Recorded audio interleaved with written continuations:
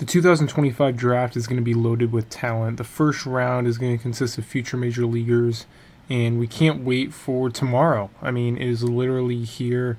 The 2025 MLB draft, so many future All-Stars, maybe future Hall of Famers will be selected today. Before we get into today's video, I'd just like to give you a quick reminder to subscribe if you haven't already. We're on the road to 250 right now. Thank you again for watching, and yeah, let's get into the video. Enough talking, here's our top 20 picks for the 2025 MLB draft. At 19, we're going with Jace Laviolette. The Orioles could use a college bat, could use some depth in the outfield. Jace Laviolette would be a good pick here. At 18, we have the Diamondbacks taking Josh Hammond. Good utility guy with some upside, potentially third baseman at the pro level. The Diamondbacks could go under slot here and save some money as well.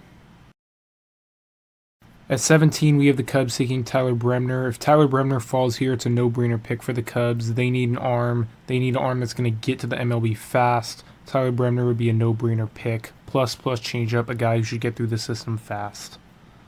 Carson is a Cubs fan, and yes, they do need pitching. We've talked about it, and Tyler Bremner would definitely fill that role. He's a guy who can get through the system fast. Love Tyler Bremner for the Cubs at 17. At 16, we have the Cubs taking Gavin Keelan, Tennessee shortstop. Probably going to be a second baseman at the pro level. Guy who has, gap-to-gap power, opposite field power, true hitter. At 15, we have the Red Sox taking the 2025 Golden Spikes winner, Vahiva Aloy, shortstop out of Arkansas. Just a good all-around shortstop, lots of power. Hit tool's lacking, but the power's there. At 14, we have the Rays taking Steele Hall, shortstop out of Trussville, Alabama. He reminds me a lot of Trey Turner, high upside guy, Rays pick here at 14. They're always going for some prep guys, some guys with a lot of upside, speed, guys who can play multiple positions. That is Steele Hall. He's 17 years old. Great pick here at 14 for the Rays. At 13, we have the Giants taking Brendan Summerhill, an outfielder out of Arizona. This is a guy who offensively can definitely progress. The hit tool's there, power will come, but overall good professional hitter. Definitely curious to see what he's going to do in the future. At 12, we have the Rangers taking Merrick Houston, shortstop out of Wake Forest. This is a guy who's just an all-around good player, great defense, hit tools there, great upside for him. At 11, we have the A's continuing their trend of taking college hitters and Ike Irish. He's going to be the best hitter available here. Don't really know his position yet, but it's going to be a project behind the plate. Great power, though. Hit tools there. Good pick here at 11. At number 10, we have the White Sox taking Eli Willits, guy who could go way higher, could go as high as 2 or 1. Going to have him falling a little bit here. 17-year-old, got all the tools. Going to be a project for sure, but huge upside.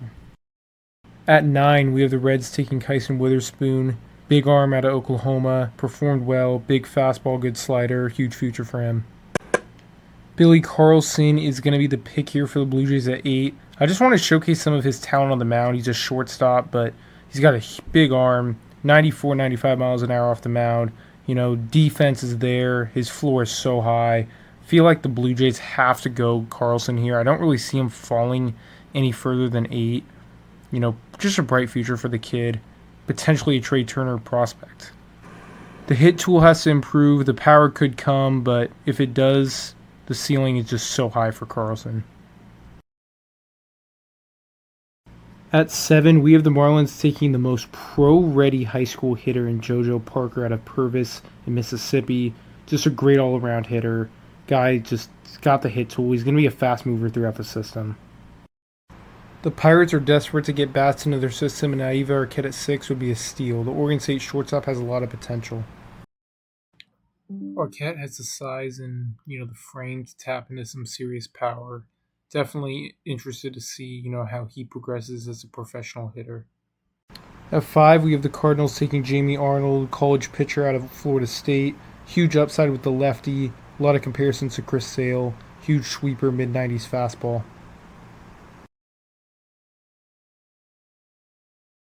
At number 4, we have Ethan Holiday being selected by the Rockies, shortstop out of Stillwater High School, big power potential, could be the best player in the draft. At number 3, we have the Mariners taking Seth Hernandez, right-handed pitcher out of Corona High School. The just potential on Hernandez is insane. I mean, he's already throwing mid-90s. He's got a hammer of a curveball, plus changeup.